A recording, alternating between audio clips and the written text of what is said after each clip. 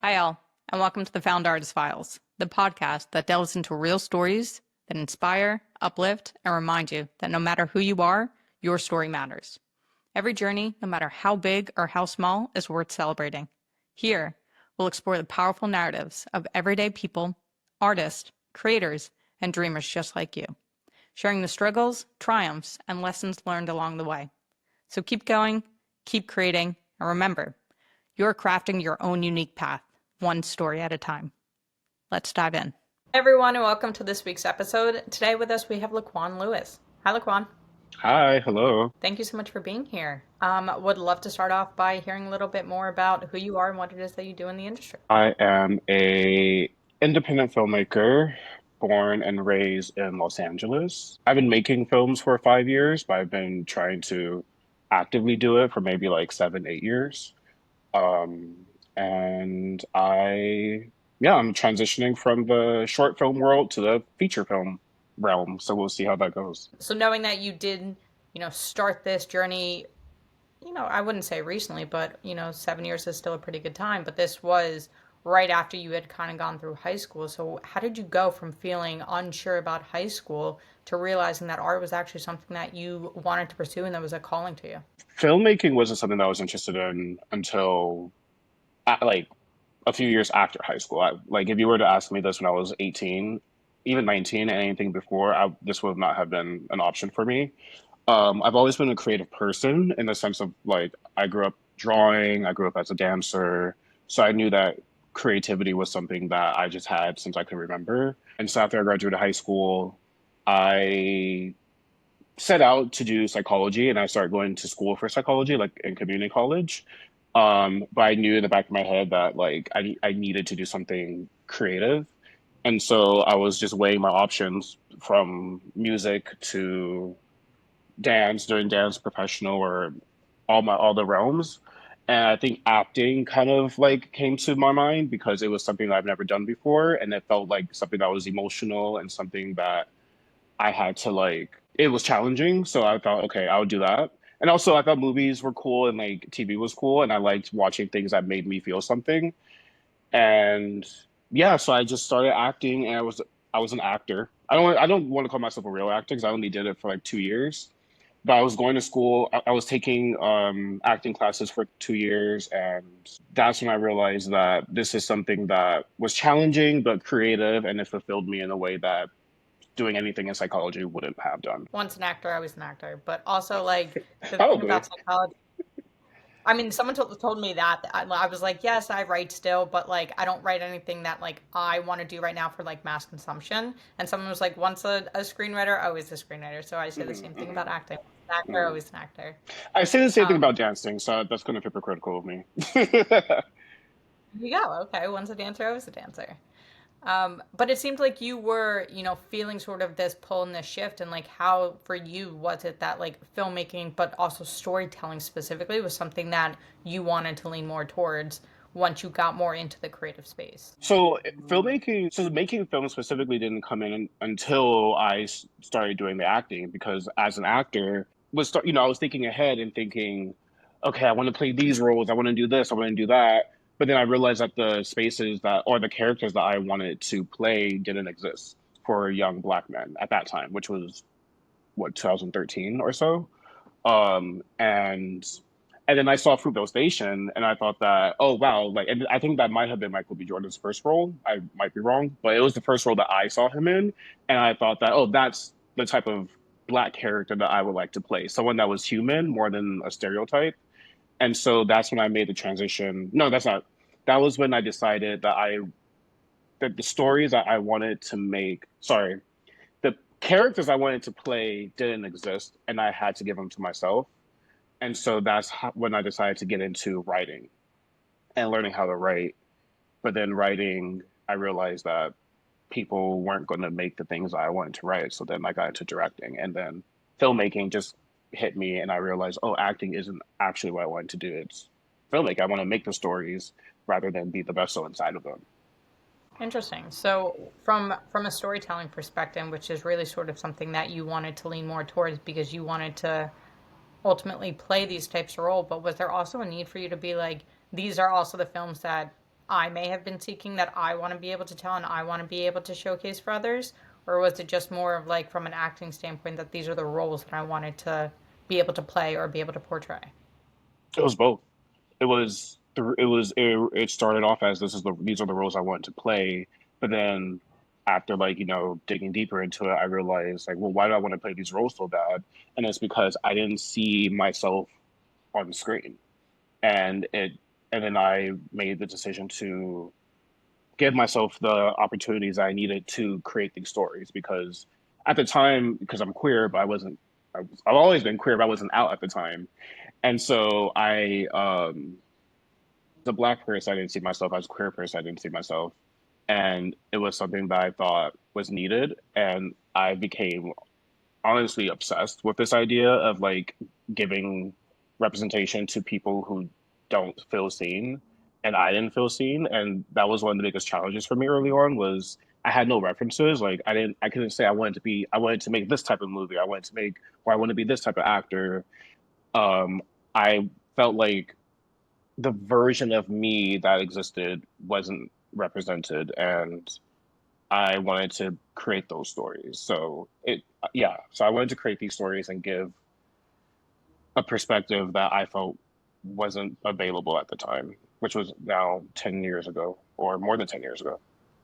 And I feel like it's a purpose. It truly is a calling, right? It's you're now finding your path towards what you are, aligned with from your destiny and what it is that your purpose. And there's something that's so powerful about what you said that truly aligns with me, and why I even started Next Found Artist is because I would watch TV and I would watch films and I just never found that representation that I was looking for. That's how I felt when I watched. No, this is not a jab at this movie, but that's how I felt when I saw Love Simon. I felt like Love Simon was so before Love Simon, I didn't see too many queer films.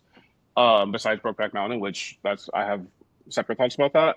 But with Love Simon, I felt like wow, they really executed the stereotypical like I'm gay, I'm closeted, I'm scared to come out. I fall in love, but I can't tell the person. I come out, I'm accepted. I get the man at the end and like happy ending. I feel like that's cute. That's like we got the generic, needed representation for queer people, which I think Love Simon is a great movie for that because it even touched me in that sense. But I didn't feel represented in Love Simon because my coming out wasn't like that. And my early stages as a queer person was nowhere near that like storybook, and I feel like for me, hopefully other people, and I'm sure other people feel this way, is like mine was really messy. It was messy and it was lonely and it was sad. And I felt like that's the side of being a part of the community that needed to be shown because it in a way is a bit misleading to give queer people this like idea of like, oh, just come out and it'll be fine.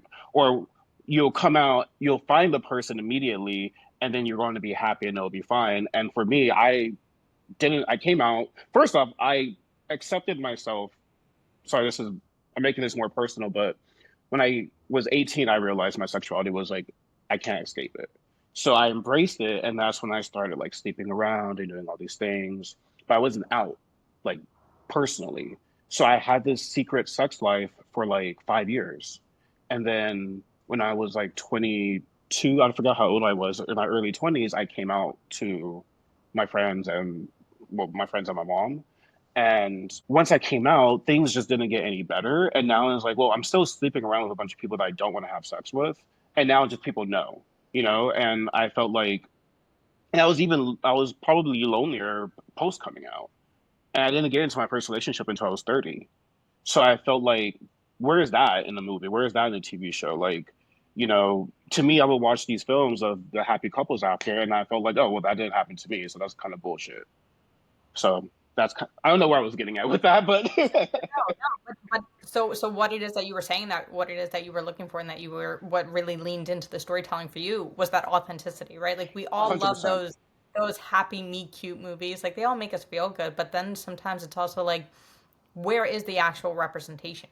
And Yeah. it's creators like you, it's a lot of the storytellers that really are feeling the same way, right? There's 75% of consumers don't feel represented in mainstream media. And this is why so many artists like I have to tell my story, because it's like that's not the representation that I'm looking for. And the point is that everyone matters. Everyone deserves to belong, but we need to be able to see those stories authentically. Hmm. And so for you to be able to be like, I need to share my story so that people can know that you're great the way that you are. Do not change for anyone else. But like, here's another alternative that if it happens, it's okay.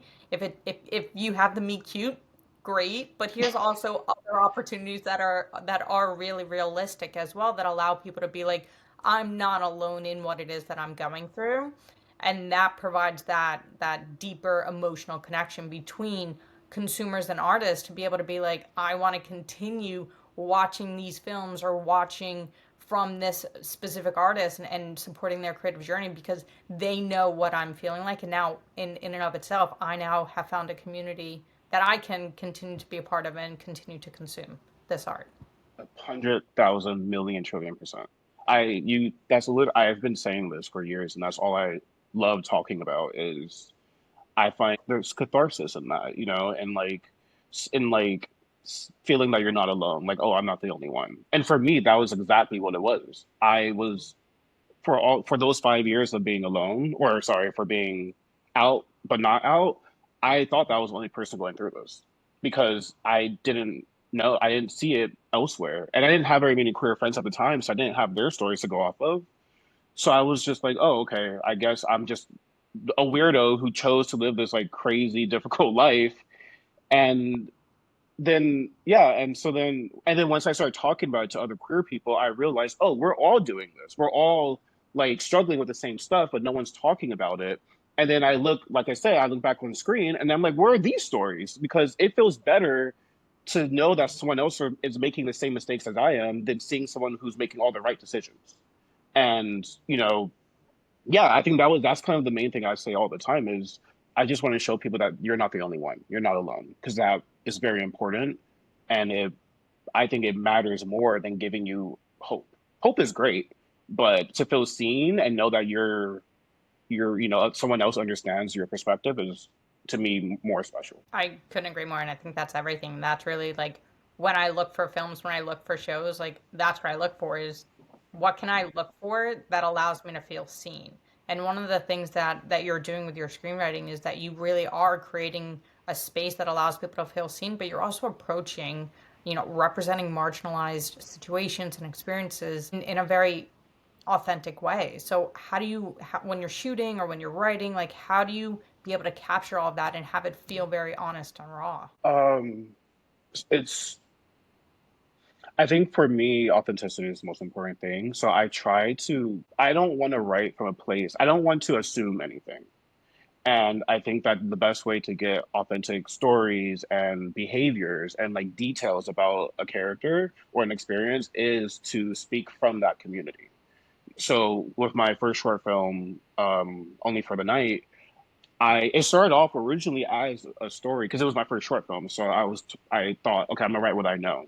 And like I said earlier, I all I know at that time was loneliness and sleeping around and whatever. And so it was originally about a cisgendered gay boy who was just lonely and craving connection. And I was considering casting. I was like, okay, who's going to be in it? Who's going to play it? And at the time, I had a friend. This is a little tidbit actually. I have a friend named Sam who's trans, and I was talking to him at the time about like what I was doing, and I was like, we have cis people playing trans people, so why not have trans people playing cis people?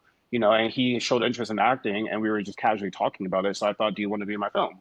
And he was like, yeah, I'll do it. But then once he agreed to do it, then I considered why not just make the main character trans? Because why not? Like, that's if anything, that's going to add to the story.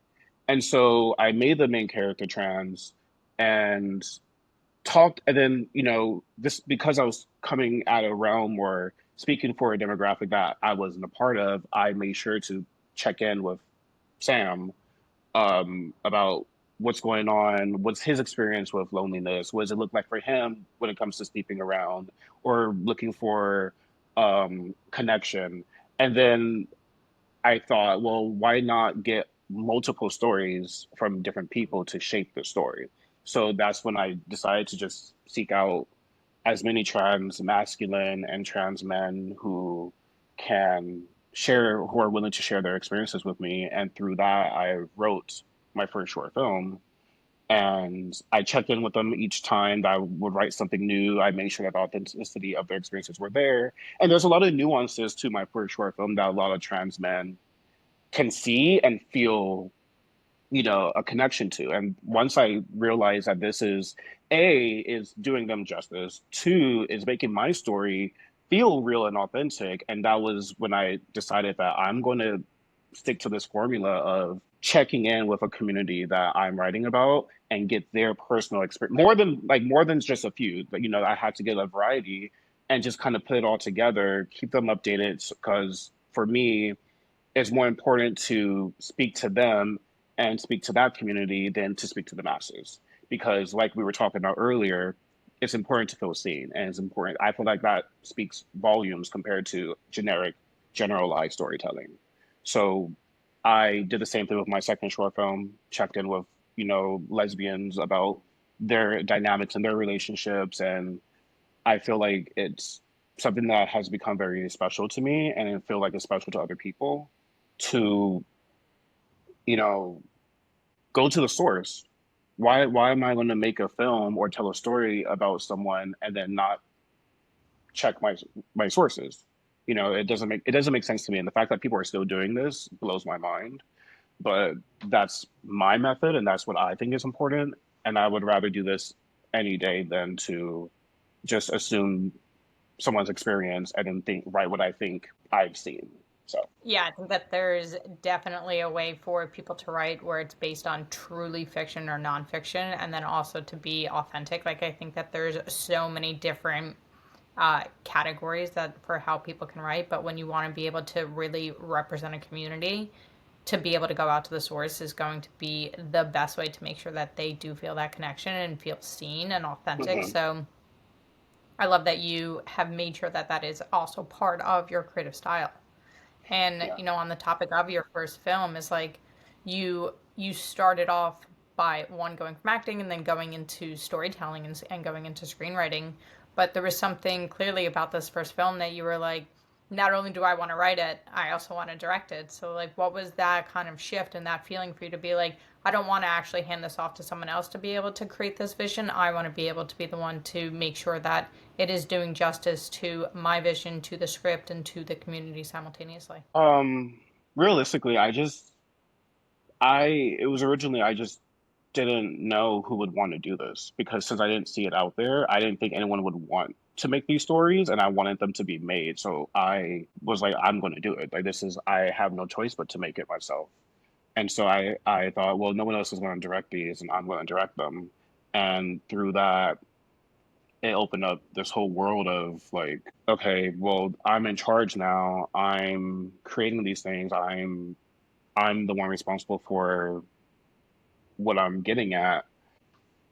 Yeah, I think that it just didn't make sense to trust anyone else with these stories because I had a very specific vision for what authenticity looked like. And I don't know what anyone else would do with it. And especially having like I also didn't really have a community to choose from, so that was like another part of it. But I just A didn't think that anyone would want to make it, and B, I feel like maybe I was the best person to make it because I wanted it to be done right. And I think that with how I laid out my process, that felt right. I didn't know if they were gonna, check in with the community as they directed it, or if they were gonna cast a person like something that to go back to the trans thing, something else that was very important to me was to have a trans actor play a trans character. And I don't know if directors are thinking in that way. So it was too, especially with this first film, it was too precious of a story for me to just hand off to someone else. And I think that, like I said, no one else can do this but me because in my head, there's a right way of representing someone, there's a wrong way, there's a right emotion to have when you're trying to come up with visuals and the intimacy that's being shown on camera, and there's the way that someone who can put themselves in that shoes would do. I don't know if that answered your question or not, but No, no, no, it does because it's also you touched on authentic casting, which is, yeah, you know, the most extremely important. important. Oh my So, God. yes. Yeah. I mean, how do you have someone feel a scene or feel a scenario if they have no idea what that scenario is like, right? Thank So it's you. like you can be and again, I mean, we touched on Brokeback Mountain very shortly, but like to bring that one up, like they and that movie, I will say, that movie was great, and they did a Yeah. great job. It really was a fantastic movie, and they were fantastic in it. Um, but I just also wonder, like, what would it have been like for two people who are actually closeted in that type of situation to be able to act like they would know. And again, I'm not taking away from their performance because they Mhm. did wonderful, but like for these topics or for these situations, you did do um, a wonderful job by making sure that it wasn't just a strong story that you were telling, but that it was also being told and seen very strong and very Mhm. authentically as well by making sure that the casting was in tandem with the writing as well. Yes. Yeah. And for those who don't know, right, like you're completely self-taught by for a filmmaker, Oh which is yeah. amazing in your and how you actually get it. So for that, I mean, you also being like, I need to be able to make sure that this is done properly or that this is done the way that I want it to be accomplished. So how was it when you were first stepping on your set with no formal training and you just coming on with like a really strong vision? Like what was that experience like for you to be like, all right, this is here, we're gonna do this. This is the first time. Director, don't worry, we got this. Yeah. It was scary. I was very nervous because yeah, I didn't know what I was doing. I knew what I was supposed to do. I knew what was expected of me, but I've never done it. And because I didn't go to school and because I taught myself through literally the internet and through books, I like I had I think it was very courageous of me to do that, but it was just scary. I came onto the set and realistically I had to be transparent with everyone because I didn't want people to I don't know. I made sure that I let everyone know, like, hey, I remember on the first day of shooting on my first short film, I would talk whoever like I would come in contact with or like had to talk to, I would just like preface by saying like, oh, by the way, I don't know what I'm doing, but I'm learning as I go. Just like be patient with me. And I was just very transparent. I let everyone know, like, hey, we're in this together. I'm relying on you guys to help me do this because this is something that I want to do and I didn't want to wait or use or like pay for schooling to do something I can just do myself. And so, yeah, that first day, I just used everything that I taught myself and just did it and was patient with myself. I was asking questions. When people did come to me with questions about things, I had to figure it out, which was just, part of the job. I think that directors, um, I had to just figure it out. And I think that's kind of the job of a director, regardless of if you've done it 20 years or if you've done it one day, is you're going to encounter things I've never encountered. You're going to do it. You have to figure it out on the spot. So it was a lot of that, a lot of like, oh, we don't have time for this. What scenes are we going to cut? Or how are we going to shoot this without so much coverage? And it was a lot of decision making in that way that I feel like I got better at as I went. But the first day, I just was like, look, you guys, I know I didn't go to film school. I don't watch a lot of movies. I think I know how this is supposed to go. Let's just do it. I have a very clear vision of how I want things to be. And I think that was part of the prep that I had to do as a director was make sure that going in, especially that first day ever, was what is the vision? How do I want this to look? And stepping there, if I found myself not knowing what to do or what I'm doing, just remember, okay, this is how this is supposed to look in your head. What do you have to do to get that done? And luckily, I had my cinematographer, who's like one of my best friends, who walked me through everything.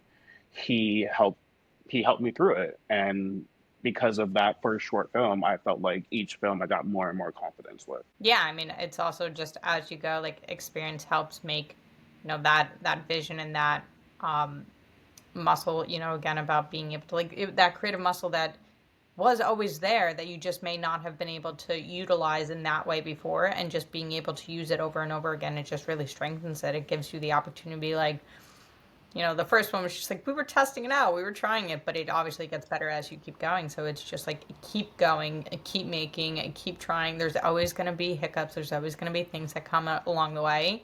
Those roadblocks are just they're not they're not meant to stop you. They're actually meant to like redirect you into the things that are meant to actually happen. So it is like Hmm. trusting the process and trusting the flow. But for you, I mean, can you just talk a little bit more about some of the key things that you truly learned about from, leadership and collaboration during that first shoot? Um, Honestly, something that it might sound a little shallow, maybe, but maybe not. But confidence is key. You know, just being confident in yourself and knowing that you're where you're supposed to be. You're doing this for a reason. So I think that I learned that even though I don't feel confident because I've never done it, I need to be confident and trust in myself. And that helped me a lot through the 3 days. And then the next 2 days for the second film and the 4 days for the next. But also something that I learned from the first film was because I'm in charge and I'm the leader, I have to set the tone. Which someone, I think it was my production designer who told me that, Katya, she literally was like, "Hey, you people, we're all looking to you. So like when you come in, just set the tone, like be nice, be confident, like make people feel special, like, like you're conducting this, like the way that this set is ran is based off of your energy." And that really stuck with me. And so I made sure like every time I came on set to say hi to everybody, to learn people's names, to, to not get upset or angry if something goes wrong or if something isn't meeting my expectations. Because if if everyone's comfortable, then things will go, at least within my control, can go smoothly. So that was a big takeaway was like, oh, I'm like setting the tone, and that was a very valuable thing. And I hope that I continue to do that with each film I've done, is just keep confidence, stay positive, be nice, and also just be malleable, which is something that I had to realize after every film starts going to have unexpected issues. So just mold to it, work with it, go with the flow. Like I can't linger on things that I can't control.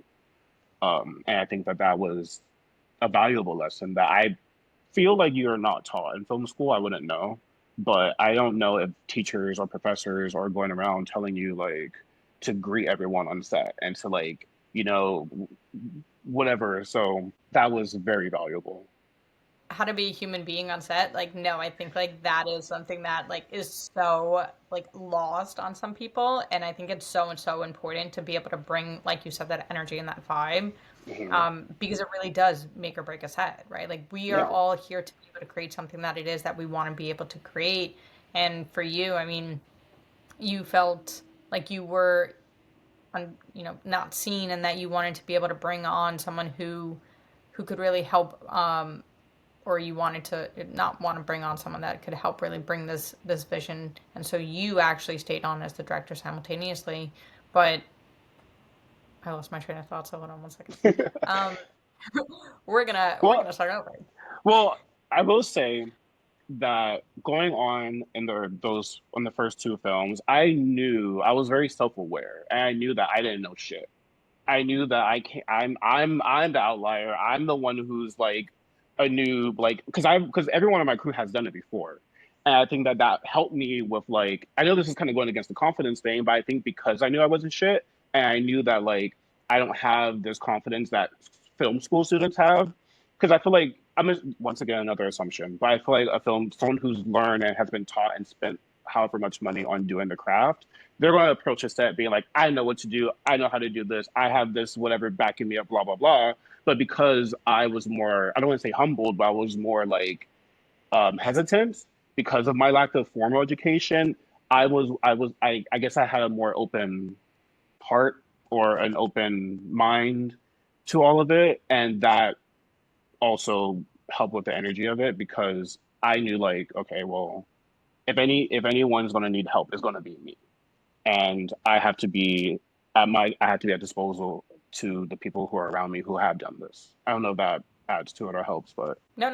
I mean, I love that, but like one of the things that you also touched on was the fact that, um, that you really were one setting the tone, but that you were looking for guidance, but you also knew that you had this passion to be able to tell the story that you wanted to, which also goes back to you as a filmmaker. One of the things that not a lot of people know, but like is one or but just in general, some of the struggles from a filmmaker is actually getting funding for some of the projects and the stories that we want to be able to create. I think that's some of the biggest things, right? And so for yeah. you, you were like, I have a need to tell the story. I want to tell it as authentically, but like as passionate as I can. And so for you, which I love, is you were like, I can't wait on someone else to help my dreams come true. I'm going to create them myself. And so you actually self funded your Hmm. projects. Yeah. And for you, what was that experience like for you to be able to craft the stories or be able to actually tell the stories that you wanted to be able to tell? I I learned somewhere, I don't know where I got it from, but you write what you know. So I wrote realistically, I didn't write car chases or anything or big deaths or anything. And I was like, okay, this is going to be a very small budget. When I first met my cinematographer, I asked him, because I was working two jobs at the time. And I presented him the script and I was like, okay, don't think about me, don't think about anything except the film. Realistically, how much do you think this will cost?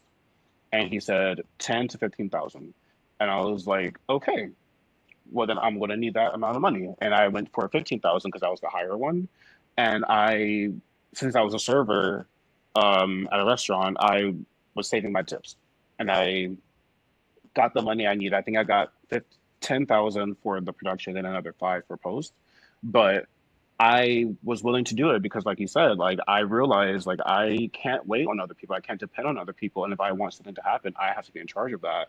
And I honestly didn't feel, still don't feel bad about spending that amount of money. I didn't feel hurt by it. I didn't feel like, oh my gosh, should I do this? Like, oh, that's a lot of money. But, I wanted it to be done. At the time, I wasn't doing grants or anything. That wasn't realistic to me, but something needed to be done. And if I had to pay it myself, I was going to do it, which is what I did.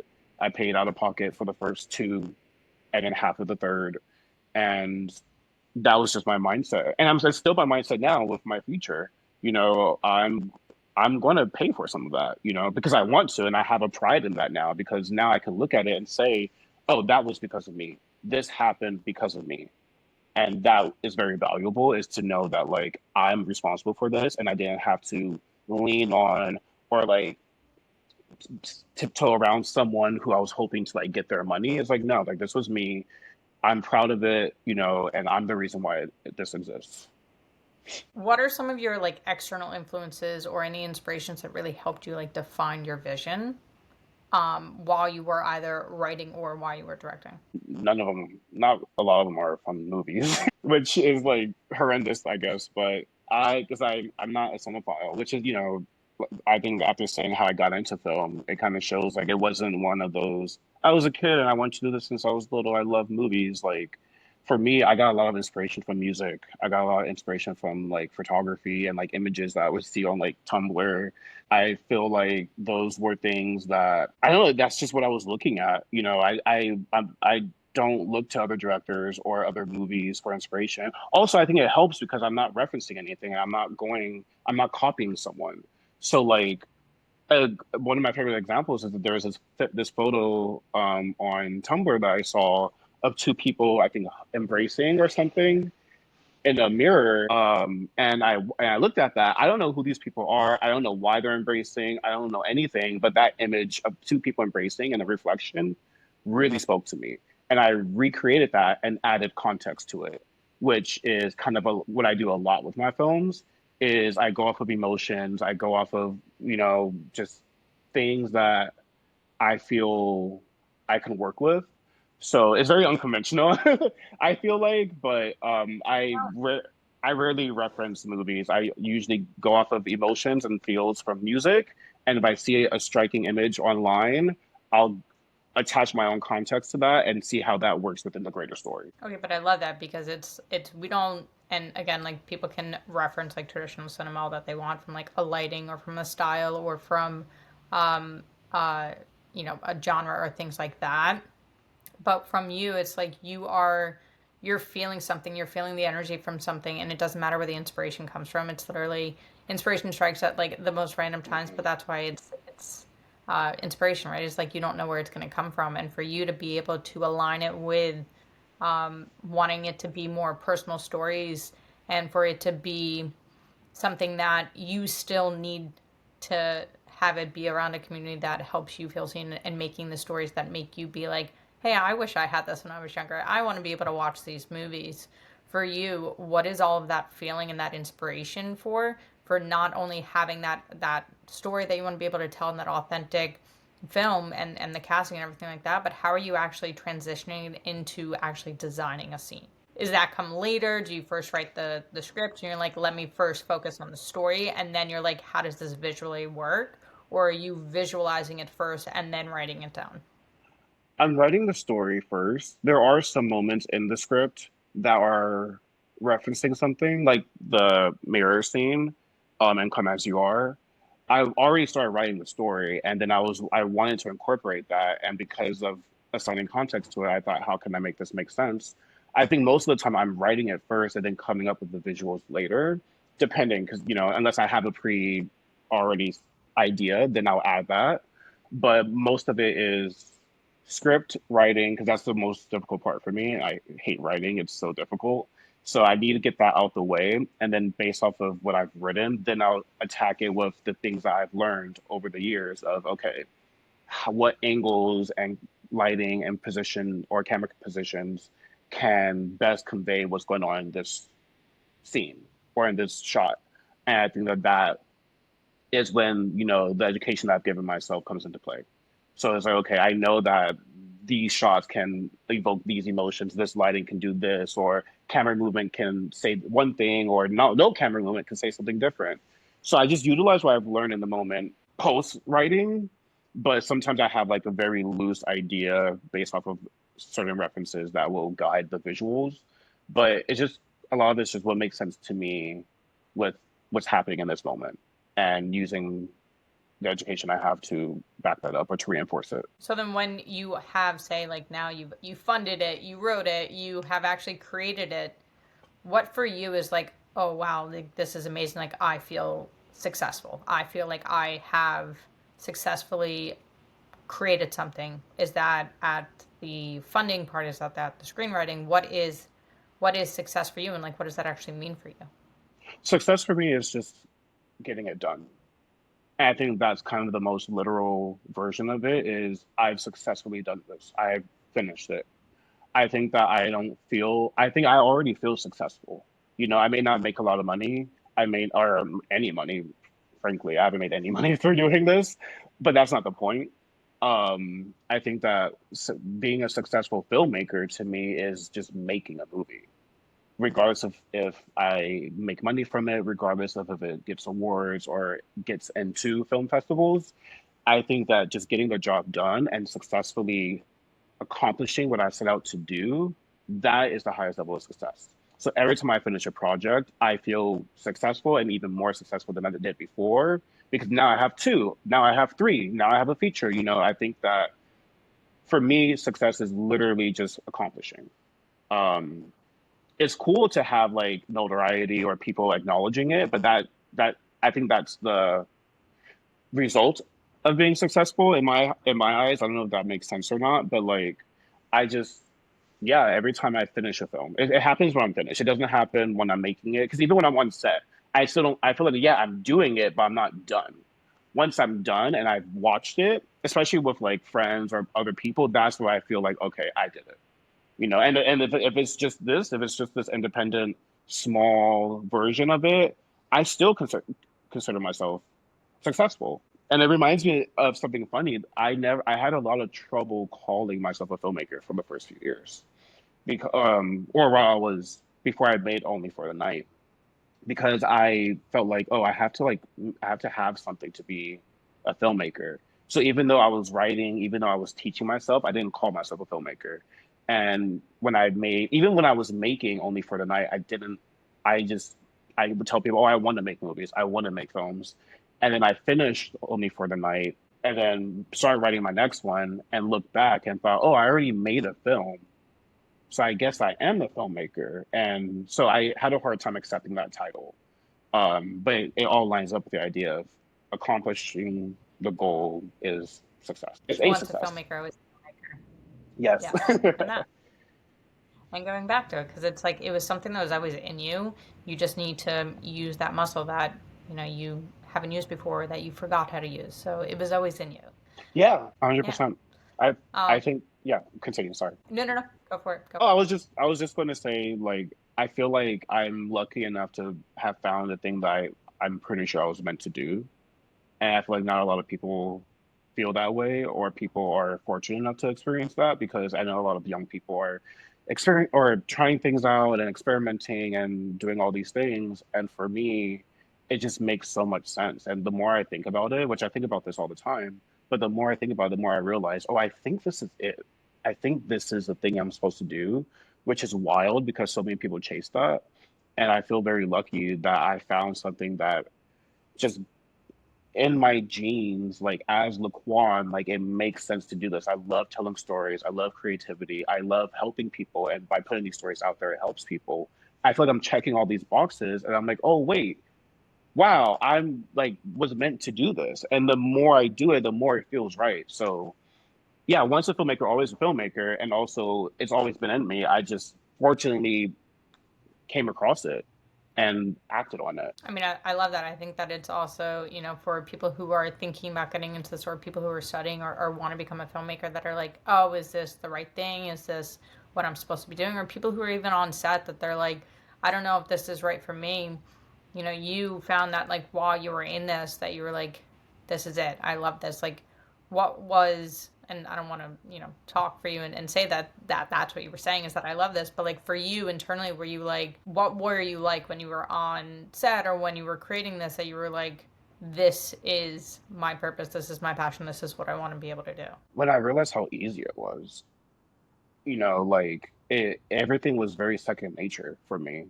And that was a moment when, because, I had doubts going into it and I wasn't sure if this is what I was supposed to be doing, as anyone would.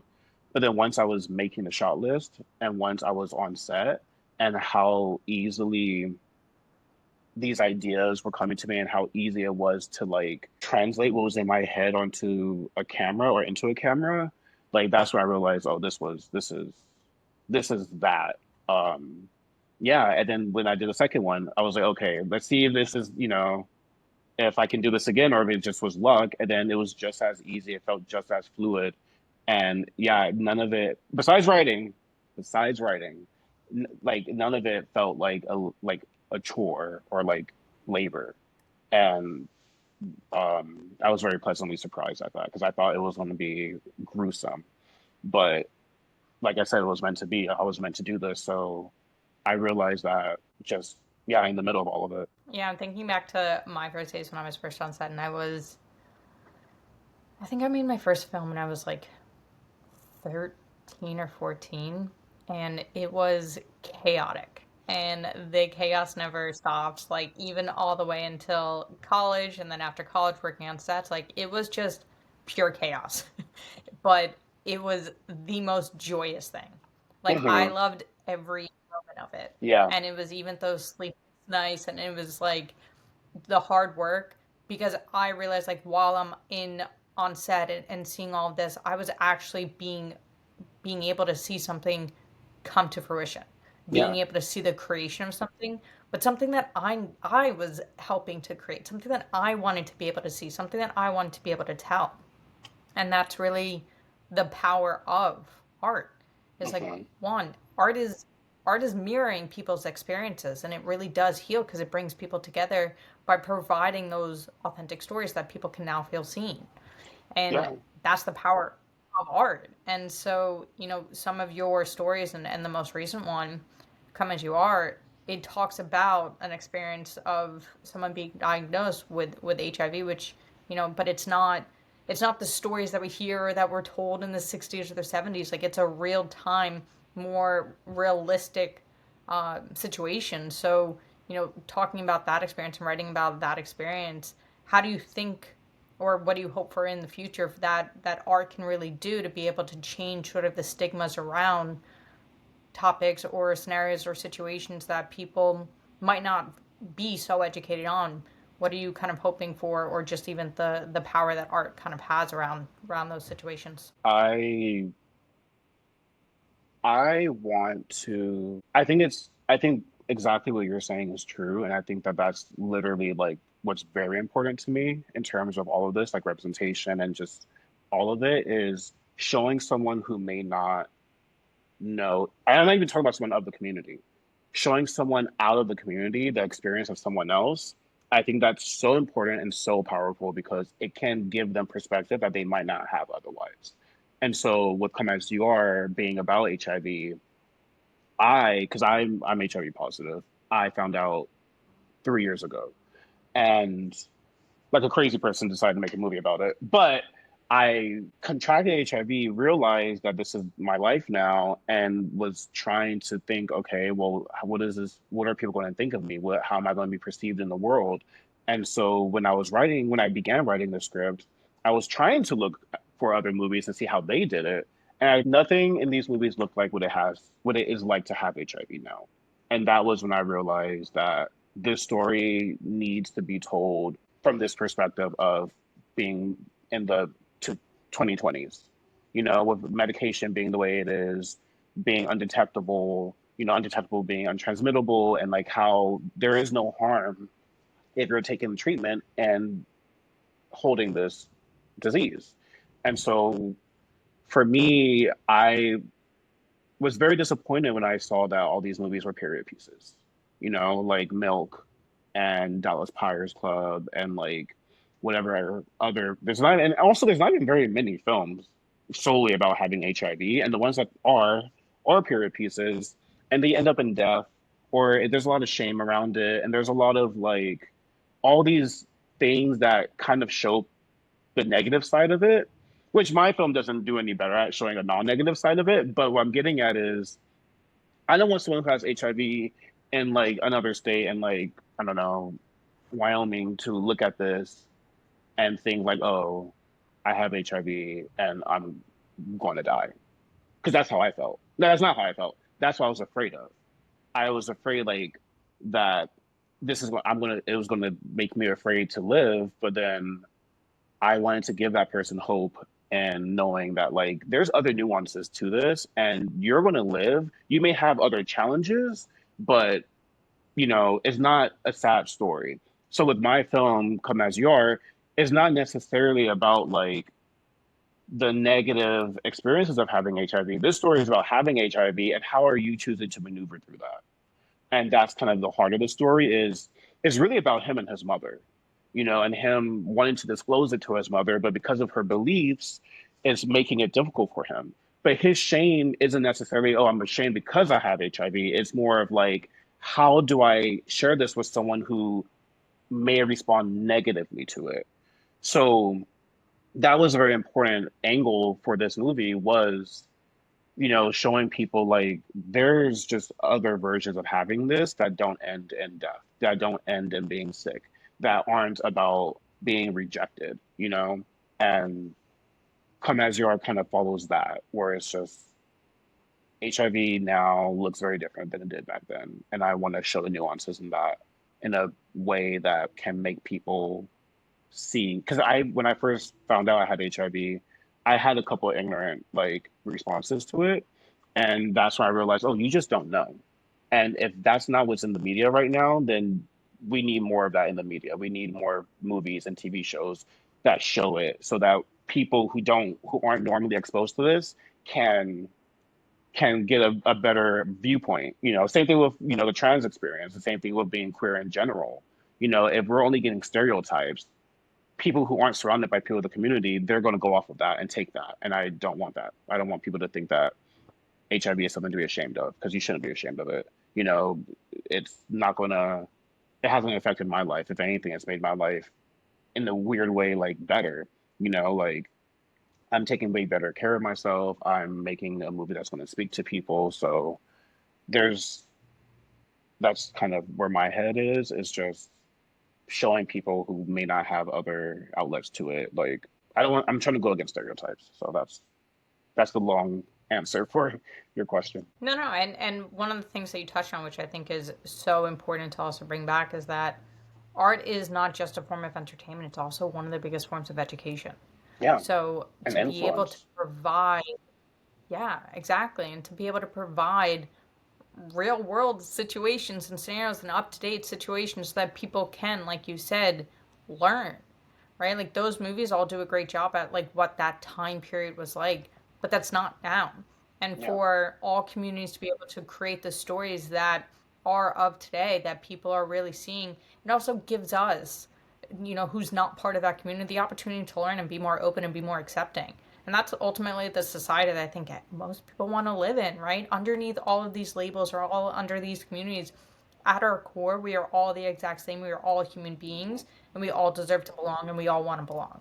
hmm So to be able to see art or have art that provides those experiences for each person to be like, I now can relate to that.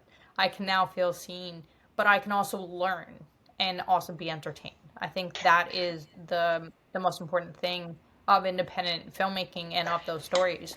And so for people who are, writing a story or that are thinking about writing a story that is, because most independent films, they come from personal experiences. And so what you had said about your experience was you're sharing your vulnerability ultimately. hmm And so for your films and just like your creative future and your path in general, what kind of impact are you hoping that some of your stories really do provide for either this generation or for generations to come as well? I hope that I hope that it just one most of what's very important to me is showing people that they're not alone, showing them that their stories matter, that they're understood. Another is, like we said, to educate people and to show people that like we are humans too. We experience loneliness the same way. We experience heartbreak, loss, shame, guilt. I think that there's this separation that makes people assume things, and like that's where like stereotypes were formed. And so I want my work to bridge those gaps and even like to have people who aren't of the community feel like they can relate, and that's going to create compassion. So if I have a cis hetero person watch my first short film Only for the Night and see like, oh, I see myself in Sam, I see myself in the protagonist, and I may not identify with what their gender identity is or their sexuality, but I know what it feels like to be lonely. And I think that by having someone identify with someone who's not of the community can help them understand or embrace that person, individual, community, whatever, more. Because you realize that these are all human things. It's not like queer people or black people or whoever are experiencing things in a different way. And I think that that's my main goal, and that's what I want my work to do, is to bridge these gaps, show people that we're all the same, give perspective, and speak to people who feel forgotten. The whole reason why I'm doing it, because I was that person. I didn't feel seen. I didn't feel represented. I felt othered, and I want to take that away from anyone now, especially younger people, because you know I think that the younger generation and our generation, we get a lot of our stuff from the media, from movies, music, TV, social media. So yeah, I think that I want I want to repeat myself again, but yeah, I want to just cover those bases, educating, giving a voice to people who don't have a voice, shining a light on communities that deserve more attention. And I feel like with that, it will create a better environment for some demographics and some communities. So powerful. And I mean, I love that. And I think like that is the true reason for why people get into filmmaking and get into the creative space is because they're hoping to shed light on the people who don't feel like their voices are heard or they don't feel seen. And to be able to, I love what you said about bridging that gap between the fact that it is not, there's so many things by society that puts divisions between us. But at the end of the day, loneliness is something that everybody can feel, everybody can understand. Hmm. And so to be able to have multiple communities be able to be like, I understand that, I resonate with that, I feel seen by that. I think that's so powerful to be able to create. And going back to, I know that when you were a child, you danced, you acted, but can you just remember or share some of a pivotal moment from your childhood that really kind of influenced your path? In terms of filmmaking, no, because filmmaking was an option for me. It was just wasn't in my realm. But I think something that did help influence the way I become and the person I am creatively is um, support from my mom, which is funny because it changed as I got older and it was no longer the case. But at least when I was a kid, my mom was super supportive of anything I wanted to do creatively. She was so proud of my drawings. She would show people my drawings. She, encouraged it. Like, and I think that was something that was very vital to me because, regardless of if she did it in my as an adult or not, she did it when it mattered and when it counted, which is as a child and even a teenager. She supported my dancing as a teenager. She always showed that she was proud of the creativity that I held and encouraged it. And I think that I took that and ran with it. And now I'm sitting here just doing anything I want creatively and pushing myself as far as I can. I'm encouraging everyone to do the same. And I think that if my mom wasn't so loving in that way, I probably would have grown up thinking, oh, that's not an option. And I think it's very sad when I meet people, especially this always happens. I meet people like this all the time where it's so sad when you meet people who are like, oh, I want to do this, but I know I can't do it, or it's unrealistic, you know?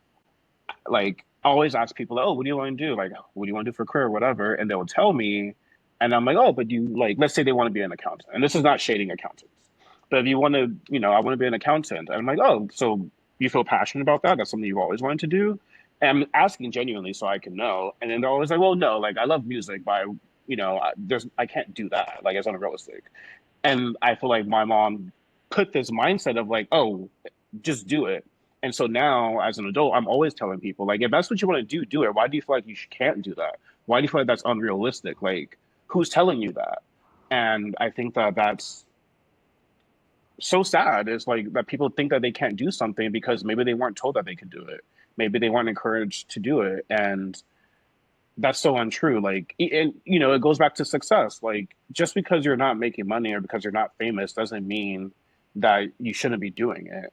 And so I learned, or I was shown at an early age, do what you want as long as you're happy, and that really stuck with me. And eventually I translated that into film.